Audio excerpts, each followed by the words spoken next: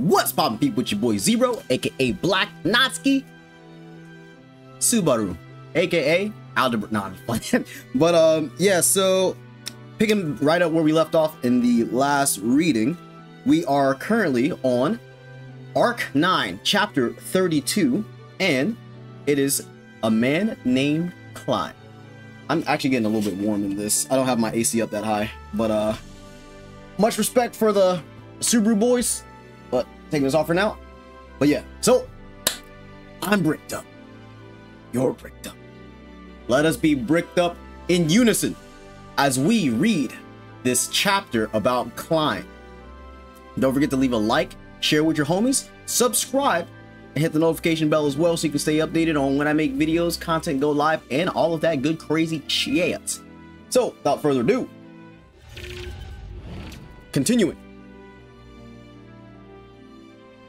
Oh, well.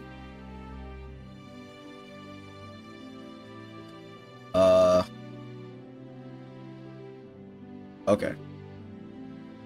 Klein had not only educated Petra, but almost everyone associated with the Mather's household.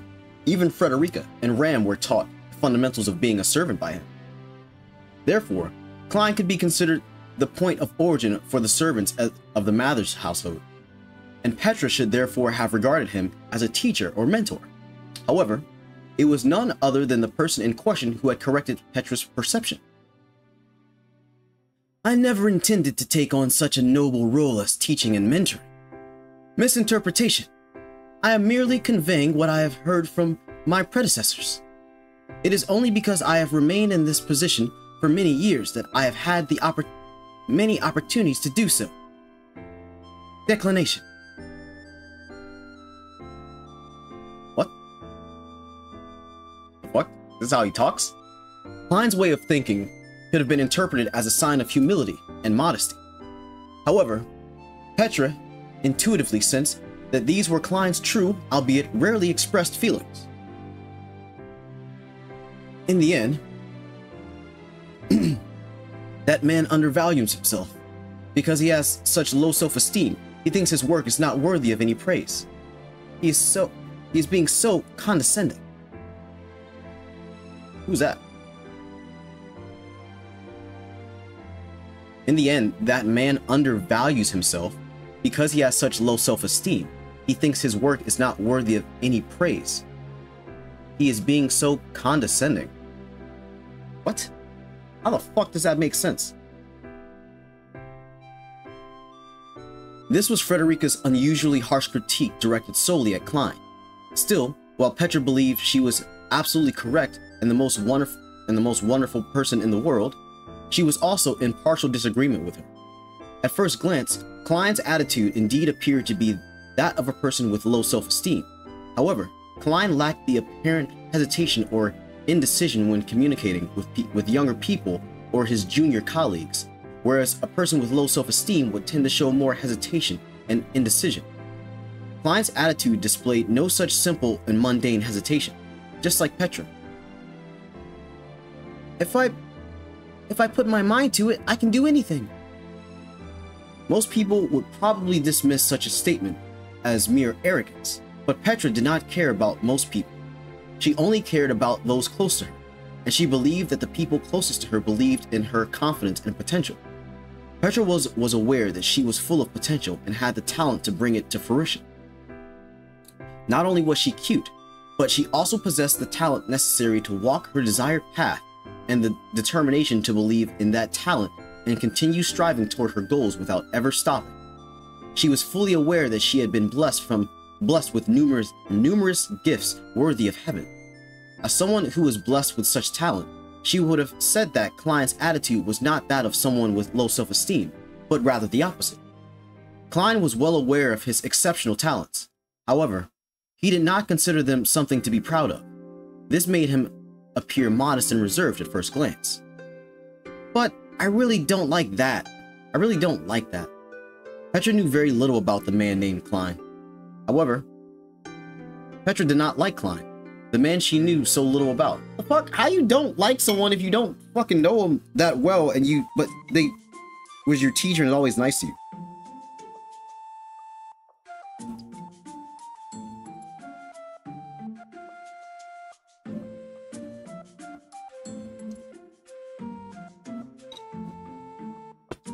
Trying to finish up the little bit of ramen that I had left.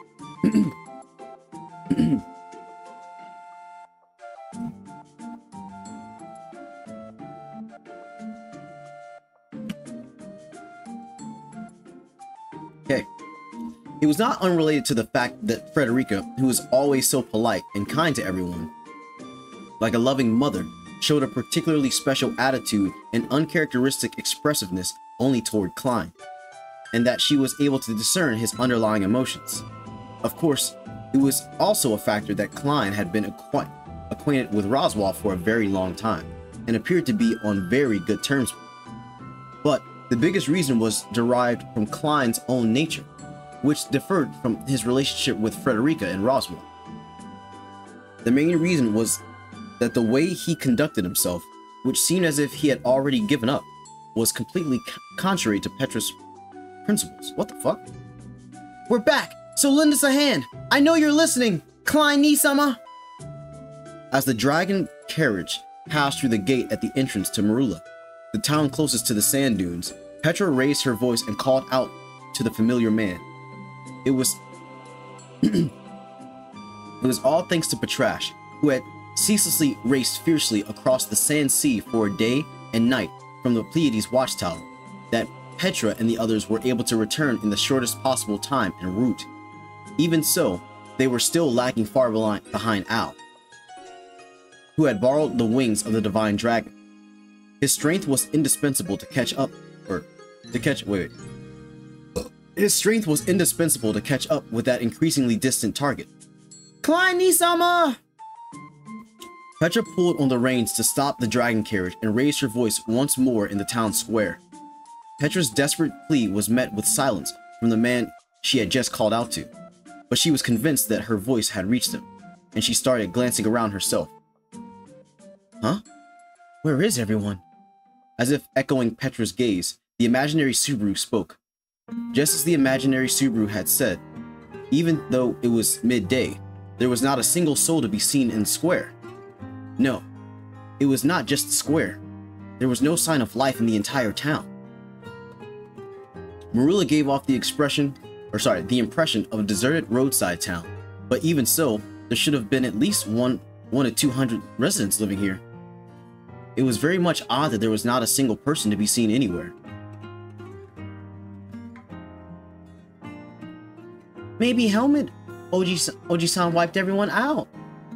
That's a scary thing to say. Don't act like Elsa. Don't say such scary things, Meili-chan. As for you, Subaru, Meili-chan isn't like that anymore. It's just the result of her upbringing. The first half of her remark was for Meili, the second half for the imaginary Subaru. To say that Meili's worst case scenario did not briefly cross her mind could have been a lie. Would have been a lie. But the possibility was able to be ruled out because the town was deserted but not damaged.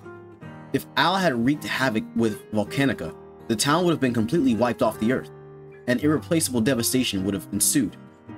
The appearance of the town was not so much a scene of devastation as much as it looks like they ran away in the night. It's like they ran away in the night. Oh, did they say this simultaneously? Oh, yep. Then the impressions of Petra and the imaginary Subaru unexpectedly overlapped. Since the imaginary Subaru resided within Petra's mind, it was only natural that this would occur. However, as a young woman in love, she was secretly a little bit delighted that her thoughts were mirrored by her beloved. Besides, there were other reasons why she was able to stay positive. Although that might be a slight generalization, the assessment seems to be correct. What the fuck? What the fuck is this word? Hold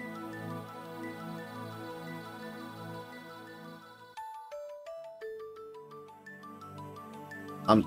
Look, I gotta see how to say this shit.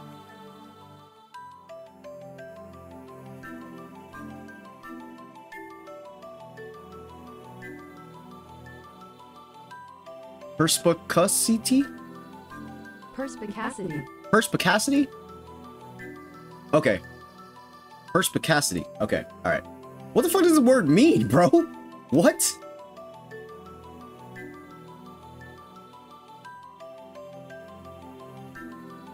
The quality of having a ready insight into things. Shrewdness. Damn it, Klein! With that, a man stepped forward into the now completely deserted town square. Amidst the bleak and desolate townscape, this person maintained a refined aura that stood out. Their mysterious presence was like a single drop of deep blue paint on a black sheet of paper, exuding a subtle, unobtrusive yet powerful strength. That man had something so innate about himself that would make one believe that even if this were not a deserted town or roadside town, but the bustling royal capital, or even a noisy, crowded summer fireworks festival, no one would be able to overlook this man's presence. Wait a second. I'm now loading Petra's knowledge real quick.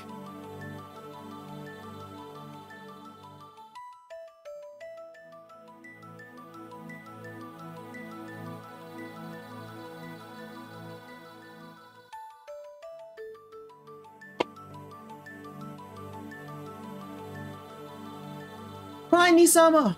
Ah, you beat me to it. Man, dude, this is such a cute little, like, dynamic right now. When the unfamiliar figure appeared, the imaginary Subaru from the past looked a bit disappointed at being beaten to the punch, while Petra quickly jumped down from the driver's seat and looked directly at the newcomer. The versatile butler, and the man who held the key to overturning this situation, Klein. Considering the state of Mirala and the turbulence at the Sand Sea, it appears that it was the correct decision to abandon the return journey. Fortuitous. This man, oh my god.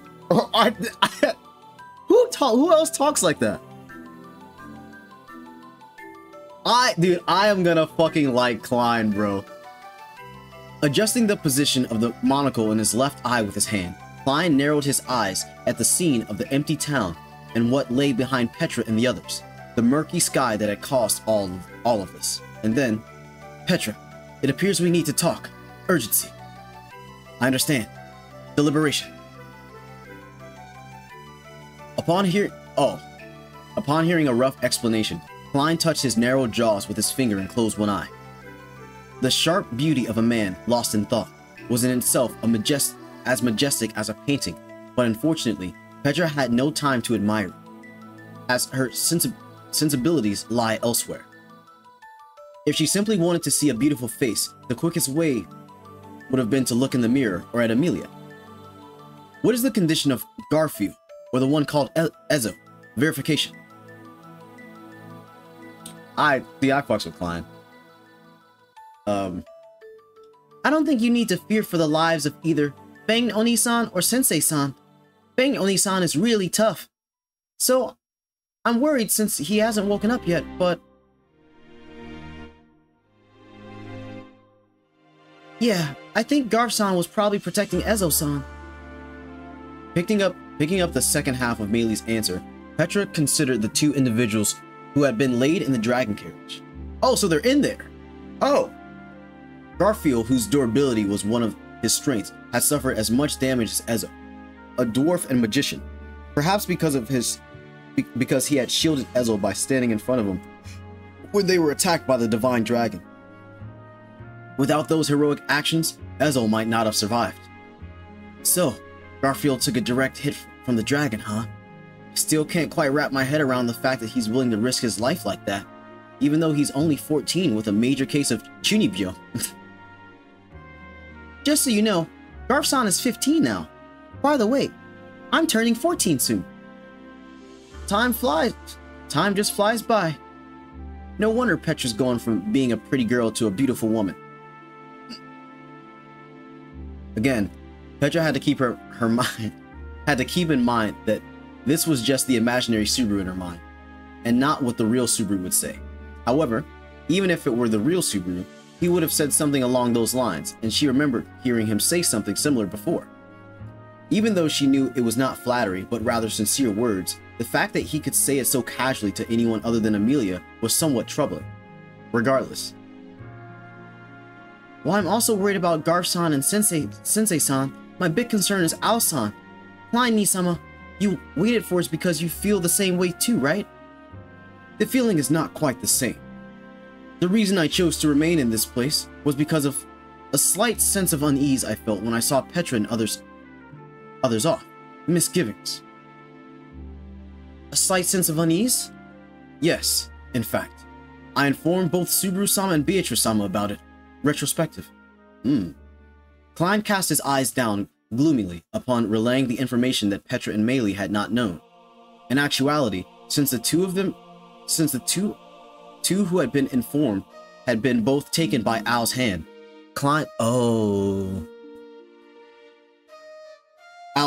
Klein's self-reproach must have been considerable. Even the imaginary Subaru, who was unfamiliar with Klein, felt a twinge of sympathy. Oh, right! I forgot, yeah, he wouldn't really be acquainted with Klein, or like this version, because Subaru didn't train with Klein by the whip until the time skip. Okay.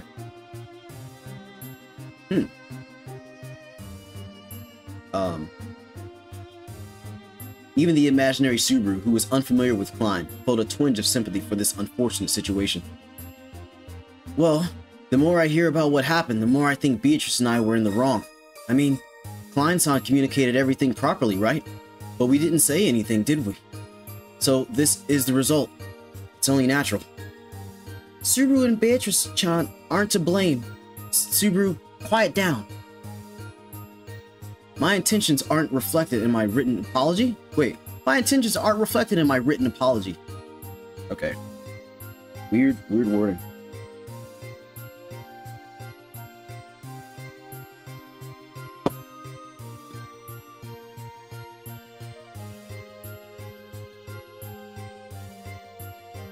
Subaru lamented as if as if he had struck upon something unreasonable, but Petra would not tolerate any careless disparagement of Subaru, even if it came from Subaru himself. Moreover, Beatrice would also be implicated with that remark. Beatrice was cute and kind, so she could not be at fault. Without hesitation, she would dispense harsh justice that would make anyone tremble upon hearing it. These were the rules of Petra Leite's court, and the verdicts of Judge Petra. So, what was it that was bugging you, Butler-san? Sorry, I'm a little burpy now. At that time, I was unable to identify it specifically. Inadequacy. However, now that the situation has developed this way, I feel that I have doubts about the establishment of the situation concerned. Prompted by Meili, Klein kept his eyes downcast and put his thoughts into words. The establishment of the situation that Klein found troubling likely referred to when he saw Petra and the others off to Marula. It did not seem unnatural. Upon hearing the explanation, the choice of personnel seemed reasonable. However, it also felt like a combination that would require 2 or 3 different justifications to make sense. Intentional? As Klein gave his explanation, Petra chewed on those words. To be honest, the fact that Klein was vague and avoided making a clear statement about the mistake in the selection of members to travel to the Pleiades Watchtower, this fact nagged at Petra's conscience in the form of guilt-ridden speculation. If Amelia, Ram, or Otto had gone with Subaru instead of Petra, things might not have turned out this way. Indeed, if Frederica had been there instead of Petra, as initially planned, Al's terrible actions might have been prevented. Meili was irreplaceable in breaking through the Augrius sand dunes, and Garfield was the camp's most dependable fighter as an escort. These two were essential members of the expedition. It was only Petra. Petra was the only member who was replaceable. Petra, perhaps she should have been more assertive, whether it was postponing the trip to the tower or everyone taking action together. Of course, it was imperative to report immediately upon their return from Wallachia on the events that had transpired there, and it was also true that Schultz, who had lost his only support, needed emotional care. Given the necessity of making such sound judgments, there was no doubt that the current members were chosen for the right reasons. However, Petra was not confident that her subjective, arbitrary wishes had not influenced these decisions. Having been separated from Subaru for so long, Petra did not want to be apart from him even for a moment, and she was driven by a selfish desire to be useful to him. In a place where Amelia and Rem were not present, Petra hoped that her strength and presence would be able to support Subaru. As a result, she did not even recognize the uneasiness that Klein had sensed. Petra, you're definitely overthinking this. Petra tightly gripped the helm of her skirt, and the tangible hand of the imaginary Subaru overlapped hers, gently whispering in her ear. However, Petra was not easily comforted by Subaru's words. Well, I know it's not my place to say this, but it's not impossible that you had some non-zero amount of ulterior motives, like wanting to be with me. But that's not a bad thing. And even if you did feel that way, it was only a single %. I know that the other 99% was Petra's kindness that I know all so well. No, just making the Subaru in my head say that.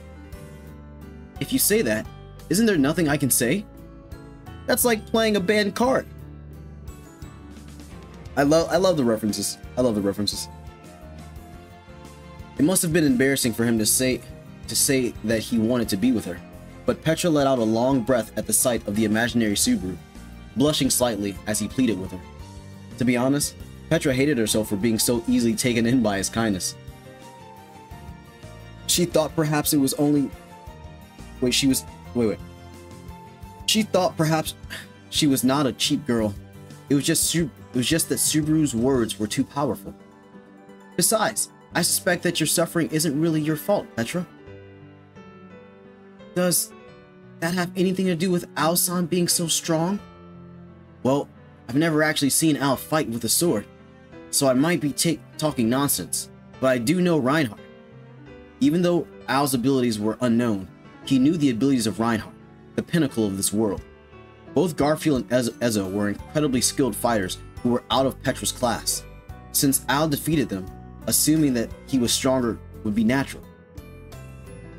However, no matter how strong Ao was, he was no match for Reinhardt.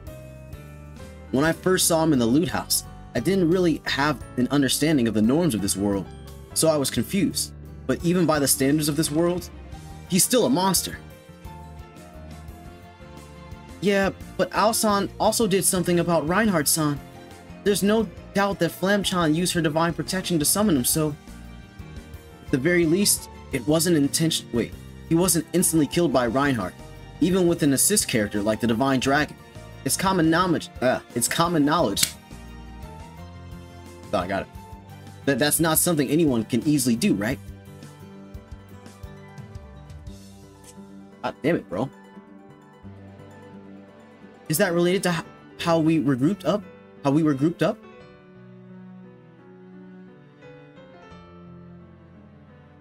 Maybe. But I really feel like strength alone doesn't explain everything. Petra also carefully considered the implications of what the imaginary Subaru had said. Indeed, no amount of strength mattered when facing Reinhardt. With strength alone, it would be impossible to overcome Reinhardt and achieve one's goal. In other words, besides his strength, there were other reasons for Ao's frightening nature. Honestly, things have been going too well for Ao until now. But people who always seem to be lucky have other reasons behind luck besides luck, right? Right. Although the heart of the matter remained unclear, Petra believed that it was worth remembering that point. By exploring other possibilities, her feelings of guilt with nowhere to go were somewhat alleviated. Perhaps this had been what Subaru really wanted all along. Petra-chan, are you okay? You're looking kinda spaced out. Sorry, Meili-chan. I'm fine. Anyway, Klein Nisama. What is it? Confirmation. I think your sense of unease is correct, Klein Nisama. I'm not exactly sure why, but if we don't understand that unease, no one will be able to stop Ao-san. It's just that we're the only ones who can stop Ao-san. We have to stop him, then get Subaru and Beatrice-chan back, With her hand placed on her chest, Petra pleaded with Klein, building it up, and then finally exhaling that breath. It had taken considerable courage for Petra to do so. The imaginary Subaru stood with his arms crossed and stared at Petra's profile with a complicated expression. Without looking in his direction, Petra remained steadfast in her conclusion. She believed it with all her heart. Petra had read Subaru's Book of the Dead. In the worst case scenario, Al might have killed Subaru and Beatrice and erased them from the world. It would be natural to think so, given that Natsuki Subaru's Book of the Dead existed. But my Subaru isn't normal. The "my Subaru" slipped out subconsciously, but it was true. The "isn't normal" part of it was true. Natsuki Subaru had a power called Return by Death, an incredible, cruel, and agonizing power that only a kind person could make use of properly. Petra surmised that the Book of the Dead she had read had been one of the volumes containing Subaru's experience of dying up until now. That was because, after what I saw in that book, did Subaru really manage to survive without dying even once? It feels like you have damn. Oh, shit. Had a little bit of Dwight throat.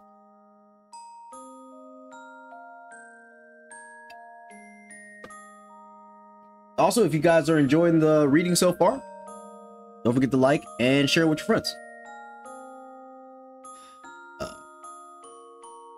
It feels like you have negative trust in me, huh?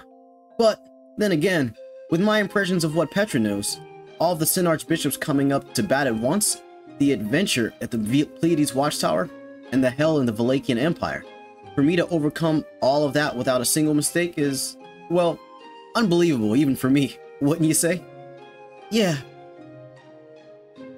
You know he got cooked like hella fucking times. When Petra realized that Subaru's glorious achievements,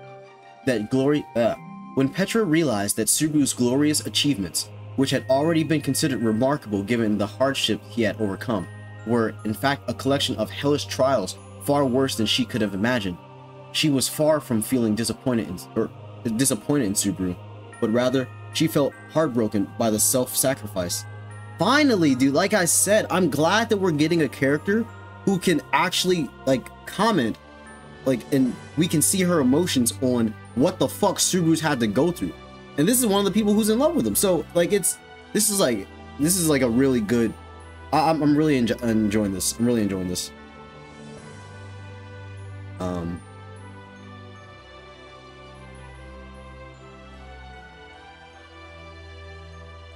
At the same time, she was aware of it, of the depth of Subaru's psychological scars caused by Priscilla's death.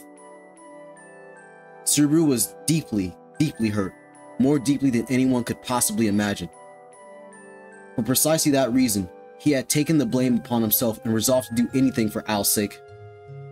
Not only was it those feelings of Subaru, but moreover his unparalleled resolve to save everyone, even if it meant dying, or if it means dying. Al had betrayed all of it.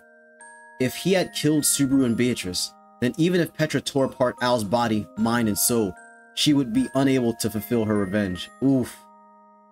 Oh.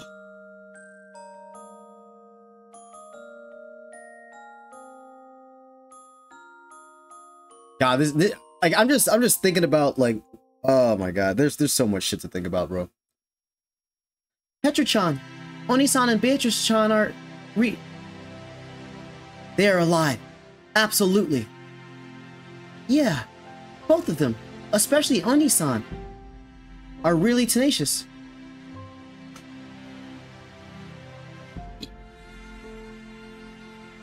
Excuse me, guys.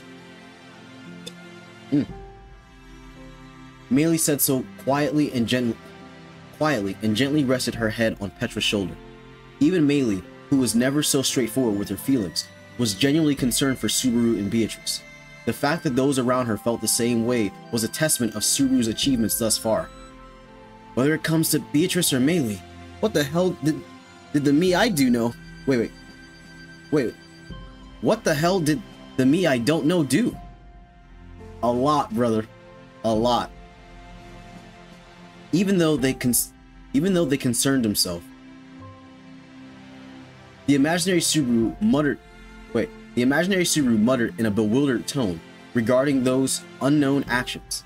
Seeing the imaginary Subaru's expression, Petra relaxed her lips into a smile and turned back to Klein. Petra had already conveyed her intentions and objectives. All that remained was to wait for his response. Facing Petra's gaze directly, Klein quietly let out a sigh from his thin lips. Only you can do it, you say. A bold statement. However, your resolve is a sight to behold. Admiration. Who talks like that? Oh, he talks similar to Melaquera. That's... Yo. He speaks just like Meraquera. Yo, if these motherfuckers are connected somehow, dude, that would be absolute fucking cinema. Damn. I was like, wait, why does this like form of speech sound so familiar? Frankly speaking, when the witch emerged at the end of the world, bringing about a situation that only the Sword Saint could possibly thwart, I had already half resigned myself to the fact that it was irreversible regret. However, if you are determined to fight on, then... Hold on, Klein-ni-sama. Klein had begun to speak, only to be met with Petra interrupting him mid-sentence. It was not because she was concerned that the conversation would have become lengthy or gone off on a tangent. To put it in Klein's words, it was an unease that she could not clearly articulate. However, it was precisely because he regretted overlooking that previous unease that Petra could not overlook this one. What caught Petra's attention was the way Klein said it. I said, we. That includes you. Klein-ni-sama, don't talk as if you're not one of us. That is... hesitation. Even if this might not be the right time, I will say it. Klein-ni-sama, you've always acted like you're an outsider when you're with us. I don't like that. If he was dealing with Petra and the rest of the Amelia camp as adults, as people in positions where it was necessary to take a step back, then she could still understand it. But Klein was different. He treated everyone the same. Anna Rose, whom Klein adored most, Roswell, who had a relationship like partner in crime with Klein, Frederica, who could not bring herself to cut Klein out of her life, and the same was true for all of them. That kind of lifestyle would never be tolerated in Amelia Nisama's ideal kingdom. This isn't someone else's problem. If you're alive, meeting people, talking to them, and spending time with them, then the good and the bad things that happen are all part of it. You shouldn't pick and choose. You shouldn't pick out only a few bits or only the good parts because you can't cheat like that. Petra-chan, if you keep doing that, eventually everyone important to you will turn their backs on you. Having felt Meili's presence brush against her sleeve, Petra spoke with such a force that she was out of breath. Halfway through, she was no longer able to tell if she was expressing herself clearly or if her message had gotten through at all. She had surely been influenced by the Subaru from the Book of the Dead. Oi, oi! Aren't I part of the cheating you were just talking about? The imaginary Subaru spoke thus, with a frown, but she consciously ignored him for now. What was more important was Klein's reaction. Everyone important to me turning their backs on me, is it? Keen realization. As Klein's muttered remark, Petra gasped softly. This was partly because the horrible, poignant expressions contained within Klein's low voice resonated tragically deep within her heart.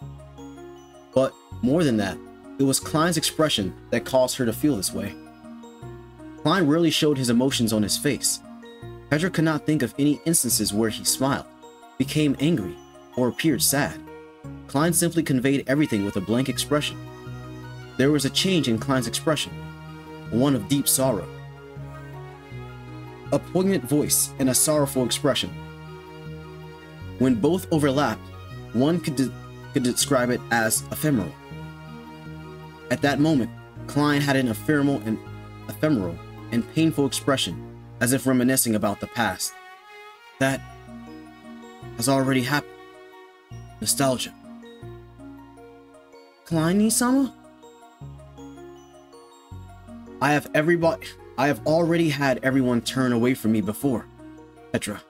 Self-deprecation. Self-deprecation.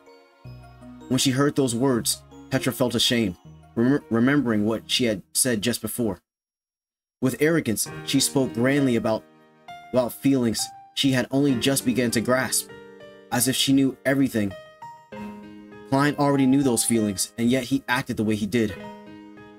However, despite feeling ashamed, Petra still wanted to say something. Even so. Yes, even so. Admiration. Huh? Once before, I relinquished everything, even though it is true that I was left empty, left empty by that. There were things I gained and accumulated along the path I walked afterwards. Reflection. Petra, my relationship with you and everyone else has been one of those things.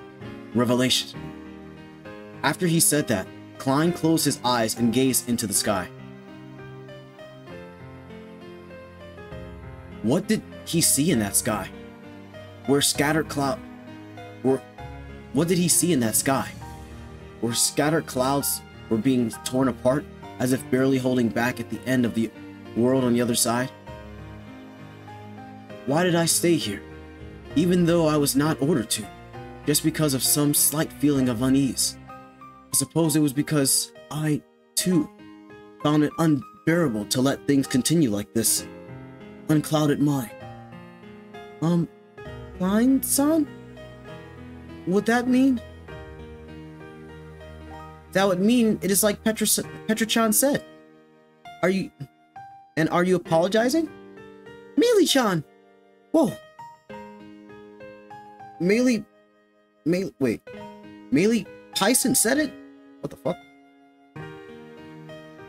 Confusing Petra. Confused me too. Confusing Petra. Meili's clear response brought a surprise. Next to Petra, who was staring wide-eyed, called Subaru. Subaru called Meili Tyson. Yeah, I was like, what the fuck? In an admiring tone of voice. And even though she had no memory of him doing that, she thought it was a typical reaction for Subaru. Unconcerned by Petra's confusion, Klein let out a small laugh. Forgive me for causing your anxiety due to my lack of awareness. Sincerest apologies. That said, Petra, I am deeply appreciative of you. Depth of gratitude. I too would like to contribute positively. Klein-sama. Declaring thus, Klein bowed respectfully, to which Petra's eyes lit up. However, as if to dampen Petra's excitement, Meili interjected with, I mean, I don't think Butler-san had any intention of standing in our way of refusing to help, right, Petra-chan? Aren't you just overthinking things? That may be true, but... No, that is incorrect, Meili. Rectification. Perceiving a situation as one's own means that I will also take initiative in proposing plans towards the solution. A great difference from an onlooking bystander. Different people. That's a bit of an exaggeration to say it's different people. But we can expect that much, right? Then, Klein-sama, use your mysterious powers and take us to where everyone is. Eagerly leaning forward, Petra was determined to make full use of Klein's power. In fact, what Petra was counting on most in this situation was Klein's ability to teleport. What? Klein can fucking teleport? What the fuck? Dude, if he puts two fingers to his fucking head and he teleports, goated. His teleportation, which instantly removed the distance that separated them from their destination, was an indispensable power for chasing after Al, who was headed somewhere with the Divine Dragon in tow. Al's destination was unknown, but the very conspicuous Divine Dragon accompanied him. With the cooperation of Amelia, Ram, and the others, and even the odious Roswell, it should have been sufficiently possible to determine... my bad, guys. To determine their destination and catch up with them. So proclaimed Petra's enthusiasm as she exhaled a rough breath from her nose. But, unfortunately, my teleportation is not something that can be utilized without restriction. Rather, in terms of restrictions, it is fairly inversatile. It's a very inversatile power, regrettably. Regrettable. Klein-sama, you liar, you traitor! That's no fair after getting our hopes up. Klein-sama, you killjoy. Petra-chan, you're being too harsh. I don't think Butler-san meant any harm. The glimmer of hope was abruptly extinguished, and Petra seethed with the imaginary Subaru in tow. Only half of their anger reached Klein and Melee, but him being a killjoy was the truth. In the first place, it was a power of unknown mechanism. But when it was established that they could not use the teleport which they had been counting on, the conversation just came down to a handsome man proactively accompanying them. It is not precisely teleportation, but the compression of space and time. Elucidation. Elucidation.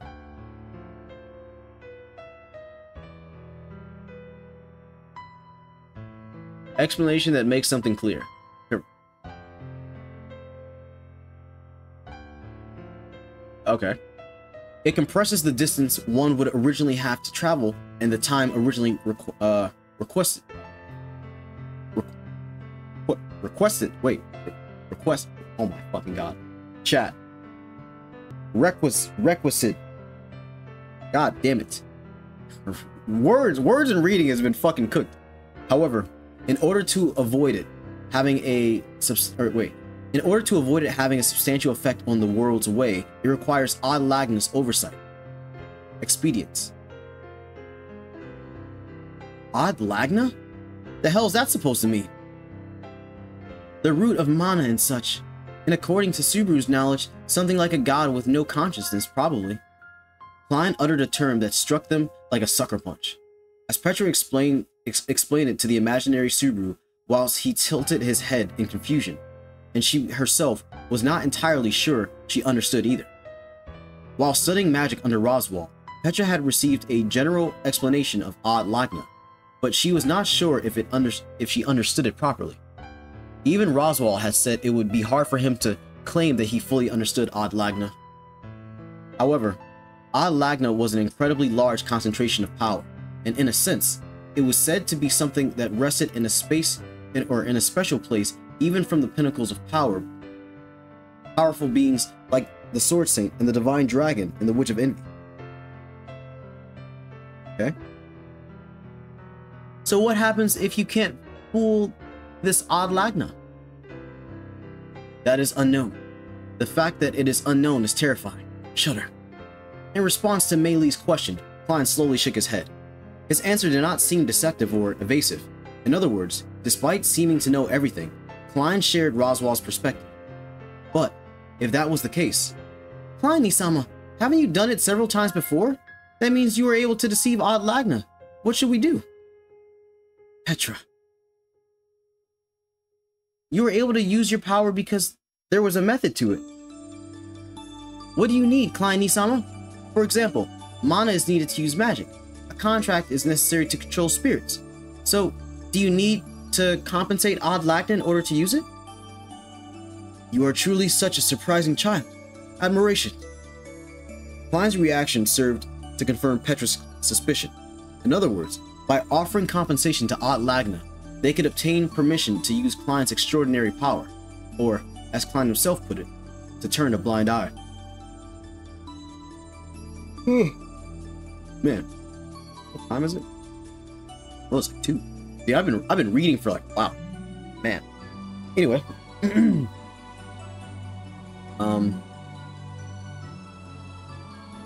so like bribes and kickbacks. What a corrupt materialist, despite being a god.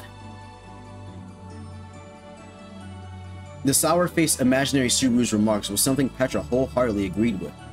But on the other hand, She felt that a god who deemed something in return was more trustworthy than a god who gave freely without asking for anything in return. Most importantly, Petra knew all too well that the world was not set on easy mode, where one could just get what they wanted without making any sacrifices. Reinhardt! That was why. Please tell me what you need, Klein Nisama. I will arrange for it without fail, no matter what it is. For Subaru, Beatrice-chan, and everyone else. Oh, Petra-chan, you're being silly. You just said it yourself, but it's not I, it's we. Sorry, but thank you. This is a long ass fucking chapter. God damn. We're like more than halfway down the fucking page. Meili directed a minuscule smile at Petra and held her arm, who had resolved with determination. Looking back, she never imagined that she would have this kind of relationship with Meili. When Meili was imprisoned in the mansion, Petra often visited her because she wanted to move her through compassion and keep her from becoming dangerous. Oh, okay. Petra never imagined that she would nestle close to her at a moment of solitary decision. It is possible. It is possibility. Response. Following a pause, Klein stated so before Petra and Meili. Nothing so pessimistic or as irresolution or incertitude, nor the hesitation or woe to appraise such youthful children of this. Klein accepted the present circumstances as his own, and deemed Petra and Meili to be certain allies faced before the same problem. Henceforth, he resumed. It is a possibility.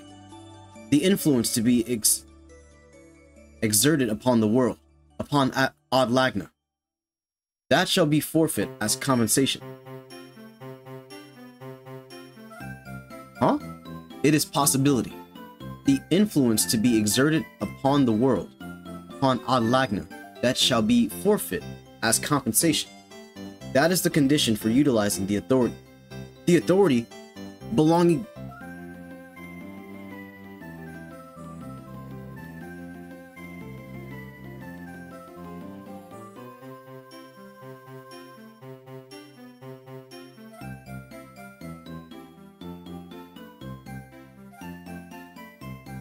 Hey, yo!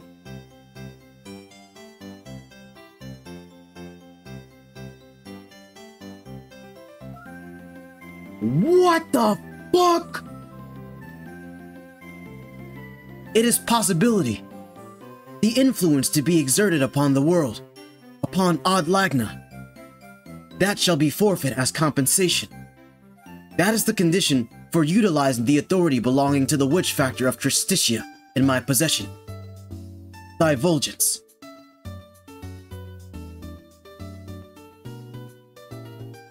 We're making a point to use Tristitia instead of melancholy, despite official translations opting for the latter. There is no English translation for the sin of Tristitia, as written in Latin. Melancholy perhaps captures a fragment of it, but loses most of its nuance. Melancholy may be an apt translation for the direct Japanese, but fails to capture the sin it describes. Close words should be sorrow, despair, but it is not simply the act of feeling sad or depressed, as melancholy may imply, but apathy, despondency, a distaste for spiritual joy, and the resignation to one's duties, reading despair. English has no words to describe the precise concept of this sin. This is why Sumrianon decided to use Tristitia as his translation for the terms all those years back, and why we have decided to keep that precedence.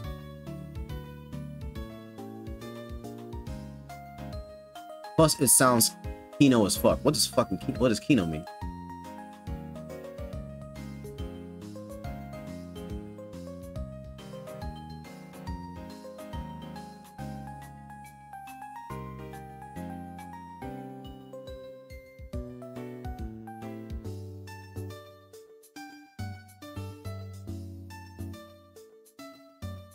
Cinema?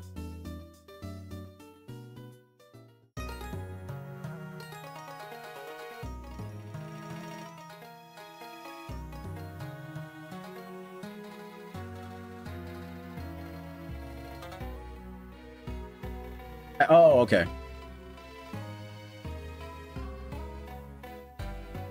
Okay. Hmm.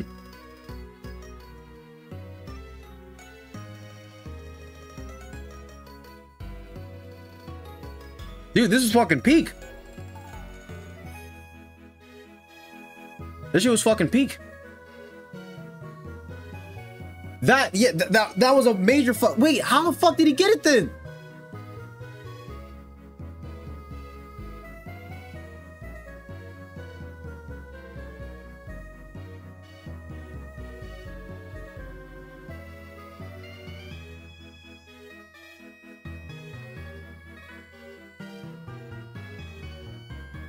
I didn't know this shit. By the way, I only started reading ReZero at Arc 4. So I don't remember this.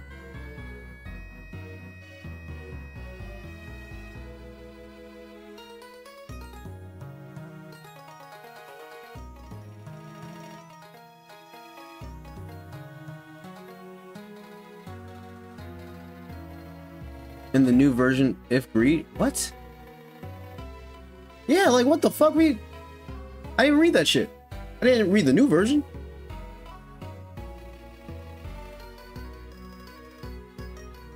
We know absolutely nothing about him, and he's dead. Probably going to, well, yeah, I'm sure it's going to be explained later.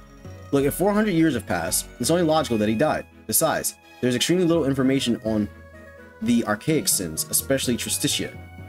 And that's a cool ass fucking name, Tristitia.